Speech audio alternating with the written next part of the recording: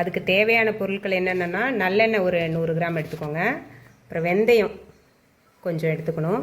ஒரு 100 கிராம் சின்ன வெங்காயம் முழுசாக உரித்து வச்சுக்கோங்க போதும்.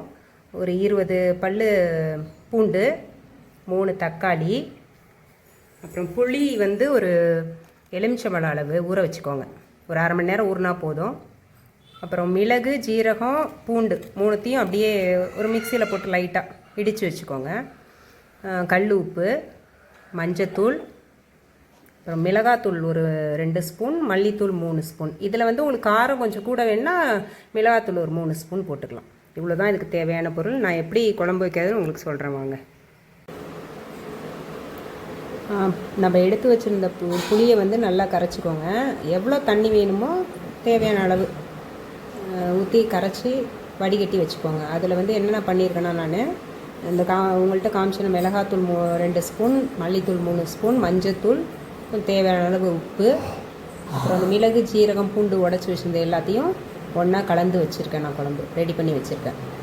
அது காய்கறி வந்து உங்கள் விருப்பம் போல் எதை வேணாலும் போட்டுக்கலாம். நான் எடுத்து வச்சுருக்கிறது என்னென்னா, கத்திரிக்காய், ஒரு பாவக்காய், அப்புறம் முருங்கைக்காய் 1, உருளைக்கிழங்கு இதெல்லாம் எடுத்து வச்சுருக்கேன். குழம்பு வைக்கும்போது நான் என்னென்னு காமிக்கிறேன் வாங்க. குழம்பு வைக்க வந்துட்டோம். அடுப்பு நல்லா எரியுது. அடுப்பு பற்ற வச்சாச்சு. அதில் ஒரு எண்ணெய் சட்டியை வச்சுக்கோங்க. வச்சுட்டு நல்லெண்ணெய் வந்து 100 கிராம் ஊற்றிக்கோங்க.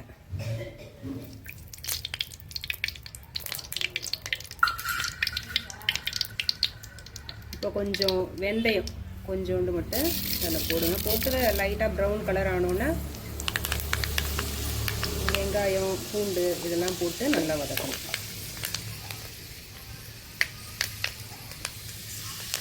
ப்ரௌனிஷ் ஆகிடுச்சு.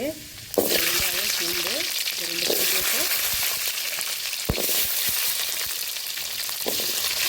நல்லா வதக்கணும்.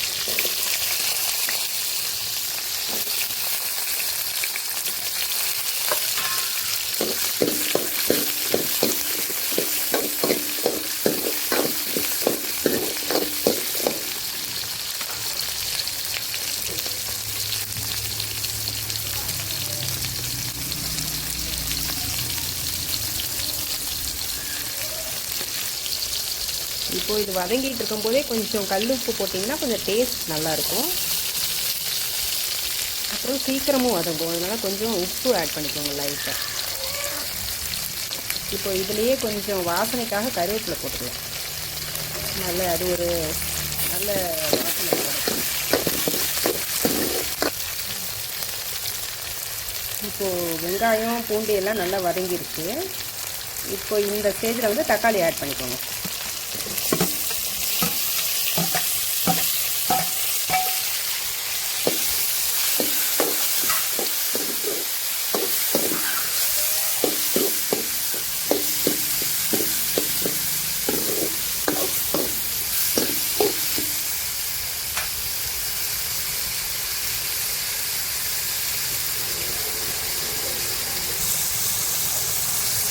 இப்போ நம்ம போட்ட அந்த பூண்டு, தக்காளி எல்லாம் நல்லா வதங்கி வந்துருச்சு. இப்போ இந்த ஸ்டேஜில் வந்து காய்கறியை சேர்த்துக்கணும். கருவாட்டு குழம்பு, புளி குழம்புக்குலாம் காய்கறியும் சேர்த்து இதோட வதக்கிடணும்.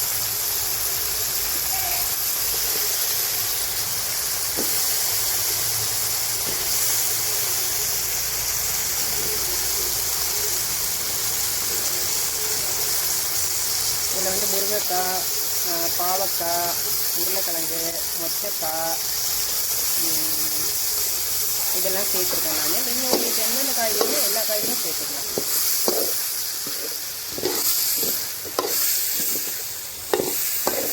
இதை அப்படியே ஒரு 5 நிமிஷத்துக்கு விட்டுருங்க. நல்லா வதங்கட்டும்.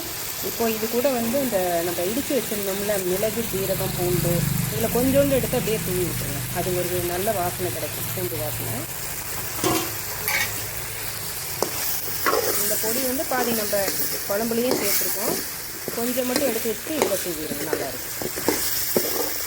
இதை அப்படியே மூடி வச்சுருங்க. ஒரு 5 மினிட்ஸ் வதங்கட்டும். இப்போ பாருங்கள், நல்லா காய் இதெல்லாம் ஒரு ½ பாயில் ஆகிடுச்சு. இந்த நேரத்தில் வந்து நம்ம குழம்பு கூட்டி வச்சுருக்கோம்ல அதை அப்படியே இதில் சேர்த்துடலாம். இப்போ இந்த காய் இல்லாமல் இதில் வந்து பறையங்காய் சேர்த்து கருவாட்டு குழம்பு வச்சோம்னா சூப்பராக இருக்கும்.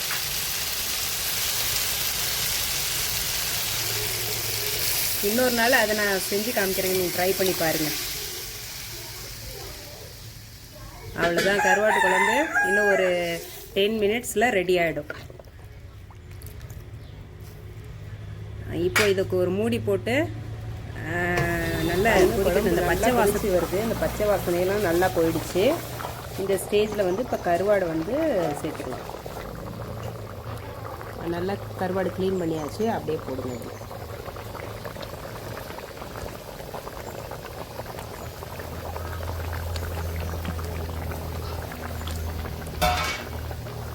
இந்த கருவாடு வந்து இன்னும் ஒரு 2 நிமிஷத்தில் நல்லா வெந்துடும். வெந்தோன்னே அடுப்பை ஆஃப் பண்ணிடணும். 2 நிமிஷம் ஆயிடுச்சு. கருவாடு வெந்துருச்சா பார்ப்போமா? கருவாடு நல்லா வெந்திருக்கு பாருங்கள், நல்லா வெந்துருச்சு. காரப்பொடி கருவாட்டு குழம்பு ரெடி. நல்லா டேஸ்ட்டாக இருக்கும். நீங்களும் வீட்டில் ட்ரை பண்ணி பாருங்கள். Thank you friends.